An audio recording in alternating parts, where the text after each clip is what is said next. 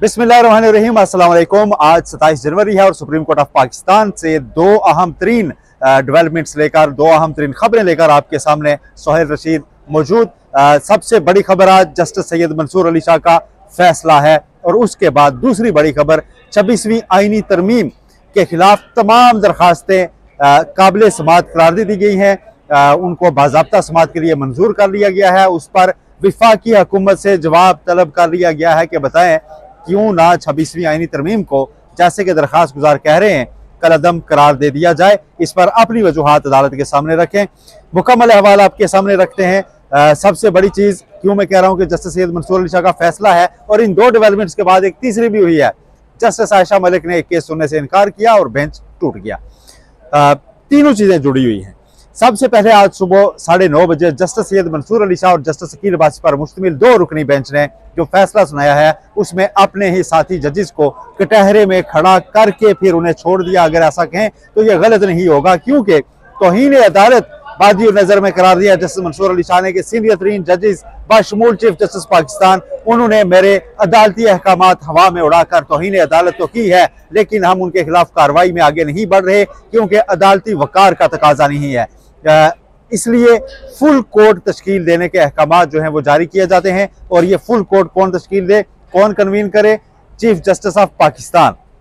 जो फैसला था एडिशनल रजिस्ट्रार के खिलाफ तौहीन अदालत का केस था, उसका फैसला सुनाया गया। जस्टिस मंसूर अली शाह ने जो मुख्तसर फैसला पढ़कर सुनाया उसका मुकम्मल अहवाल आपके सामने रखते हैं। उसमें 2-3 जो क्वेश्चन थे कि क्या फुल कोर्ट तश्कील दी जा सकती है या नहीं, क्या इंतजामी कमेटियां बैठकर केस वापस ले सकती हैं किसी अदालत से, क्या इंतजामी कमेटियां एक जुडिशल ऑर्डर के खिलाफ जाकर कोई अपना ऑर्डर इंतजामी पास करके उसको जुडिशल ऑर्डर को अंडू कर सकती हैं। ये सारी चीज़ें थी, ये सारे क्वेश्चंस थे जो कि शामिल किए जा रहे थे, जो उठाए गए थे बेंच की जानिब से।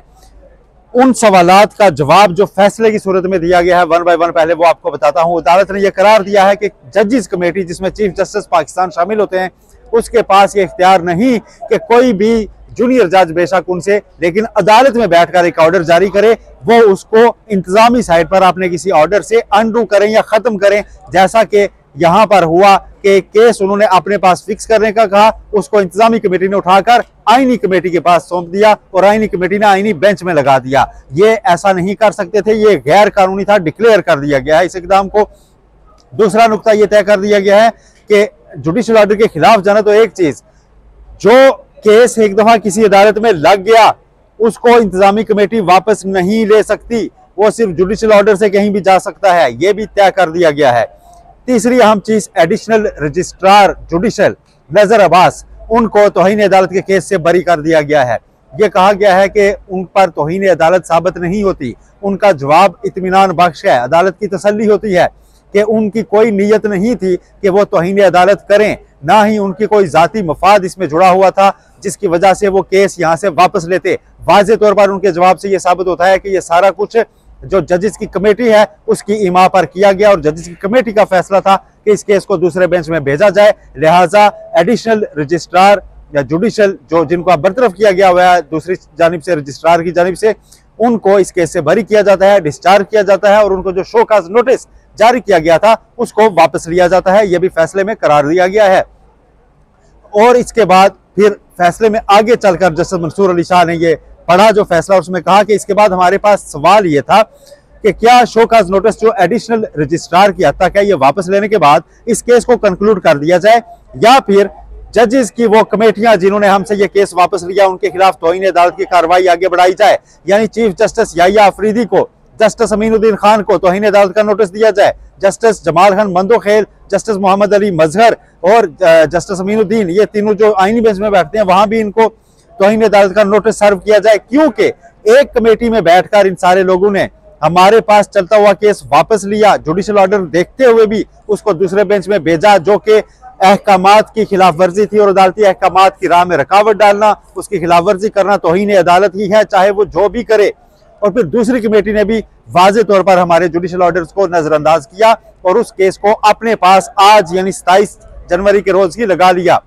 लिहाजा दोनों कमेटियों के खिलाफ बज़ाहिर तौहीन अदालत की कार्रवाई होनी चाहिए, लेकिन अदालती वकार, शाइस्तगी और हम आहंगी का तकाजा है कि हम इस केस को आगे इस तरह तौहीन के कार्रवाई के तौर पर ना बढ़ाएं, बल्कि यह मामला हमेशा के लिए सेटल करने के लिए फुल कोर्ट के सामने रखा जाए। सुप्रीम कोर्ट ऑफ पाकिस्तान के तमाम जजेस बैठे और बैठकर तय करें कि कमेटीज के इख्तियारात क्या हुआ करेंगे और क्या चलता हुआ केस वापस लिया जा सकेगा या नहीं। इसलिए ये फाइल चीफ जस्टिस या अफरीदी को भेजी जाती है कि फुल कोर्ट मीटिंग कन्वीन करें। जैसा कि हम आपको पिछली कुछ वीडियोस में बता रहे थे कि फुल कोर्ट मीटिंग कन्वीन करना चीफ जस्टिस का इख्तियार है। फुल कोर्ट मीटिंग भी और फुल कोर्ट जुडिशल साइड में भी चीफ जस्टिस उसको तश्कील दे सकते हैं। ये आईनी कमेटी का या प्रैक्टिस एंड प्रोसीजर कमेटी का इख्तियार नहीं, चीफ जस्टिस का इख्तियार है। आज जस्टिस मंसूर अली शाह और जस्टिस अकील अब्बासी के फैसले में यही लिखा है कि ये इख्तियार और ये जिम्मेदारी, बल्कि इख्तियार से ज्यादा रिस्पॉन्सिबिलिटी का वर्ड यूज हुआ है कि रिस्पॉन्सिबिलिटी है चीफ जस्टिस या अफरीदी की कि वो फुल कोर्ट कन्वीन करें और उसके सामने ये नुक्ता रखें और वहां पर ये मामला तय हो कि क्या इख्तियारात होंगे इंतजामी कमेटियों के। और वाजे किया गया है कि हम ये मामला जजेस की कमेटी को रेफर नहीं कर रहे। जजेस की कमेटी को रेफर इसलिए नहीं कर रहे कि ये उसका इख्तियार नहीं है, वो सिर्फ बेंच बना सकती है, वो फुल कोर्ट तश्कील नहीं देगी। फुल कोर्ट तश्कील देना चीफ जस्टिस का ही इख्तियार है। इन अहकामात के साथ इस केस को निपटाया गया है और फिर उसके बाद आईनी बेंच में यही केस जो जस्टिस मंसूर अली शाह से वापस लिया गया था, आज आईनी बेंच के सामने मुकर्रर था, 8 रुकनी आईनी बेंच के सामने। दूसरी जानिब इस तौहीन अदालत की कार्रवाई के खिलाफ तो अभी दिन 1 बजे इंट्रा कोर्ट अपील जो है वो दायर की थी एडिशनल रजिस्ट्रार ने, जो आपके इन्फ्रक्सेस हो जाएगी, गैर मौसर हो जाएगी, क्योंकि जो रजिस्ट्रार थे, एडिशनल रजिस्ट्रार थे, उनकी हद तक तो अब शोकाज नोटिस वापस ले लिया गया, उनको बरी किया जा चुका है। अब उनकी दरखास्त पर यह कार्रवाई किसी भी और रुख में आगे नहीं बढ़ सकती, इसलिए उस बेंच के सामने ये गैर मौसर होने पर केस बज़ाहिर निपटा ही दिया जाएगा और ये फुल कोर्ट बनाने का फैसला बरकरार रहेगा। इसको अगर किसी ने चैलेंज करना हुआ, इसमें कोई रिव्यू डालना हुआ तो वो अलग सतह पर डालना होगा, लेकिन रिव्यू कौन डालेगा? रिव्यू क्या चीफ जस्टिस खुद डालेंगे? नहीं, ये मामला अब इंतजामी साइड पे चला गया है।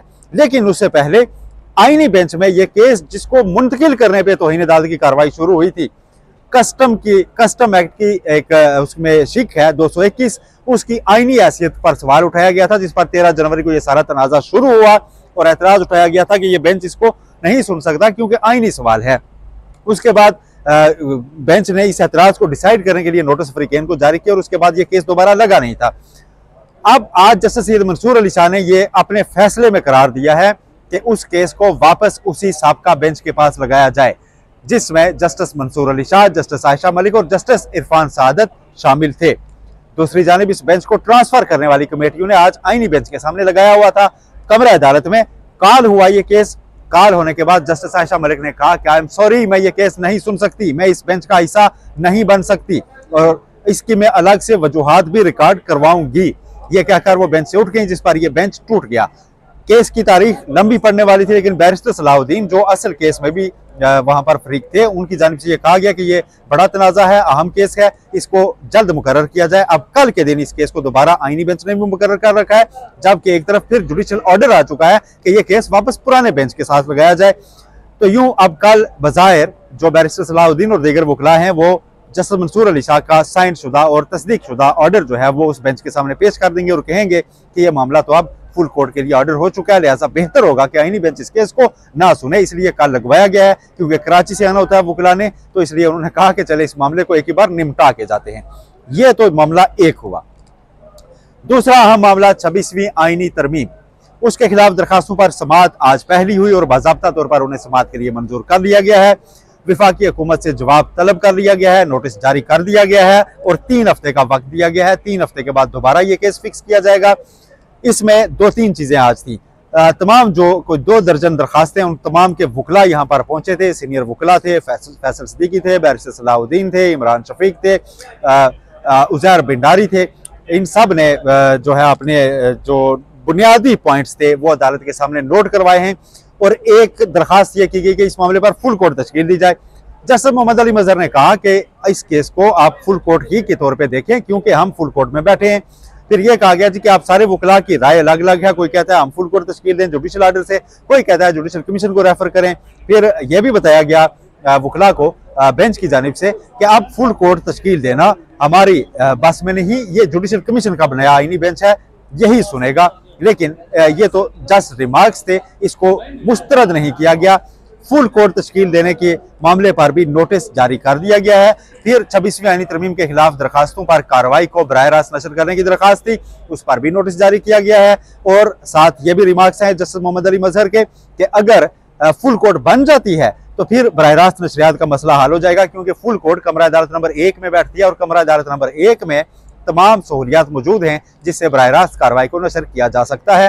साबिक चीफ जस्टिस काजी फाइसा के दौर में नशर की भी जाती रही है, इसलिए अब इस पर नोटिस जारी किया गया है। आइंदा समात तक जवाब जानने के बाद तमाम फ्रीकेन का फिर इस पर फैसला होगा कि क्या फुल कोर्ट बननी है या नहीं, और बराह रास्त नशरियात क्या मुमकिन हो पाएंगी इस सारी कार्रवाई की या नहीं हो पाएंगी। जो बुनियादी नुकात थे जो अदालत के सामने रखे गए, उसमें फैसल सिद्दीकी का यह मौक़िफ़ था कि 26वीं आईनी तरमीम इख्तियारात के जो तकसीम का असूल है, यानी जुडिशरी और एग्जेक्टिव, हुकूमत और अदलिया, मुकन्ना और अदलिया अलग अलग होंगे, उसके खिलाफ है। और अब अमलन अदलिया को मुकन्ना के ताबे कर दिया गया है, लिहाजा ये तरमीम बाकी नहीं रह सकती। इसके अलावा जो उज़ैर बिंडारी थे, उनकी जानिब से ये पॉइंट उठाया गया कि आइन के आर्टिकल 239 के तहत हाउस का मुकम्मल होना जरूरी है, यानी ऐवान का, पार्लियामेंट का, कौमी असम्बली और सेनेट का पहले मुकम्मल होना जरूरी है।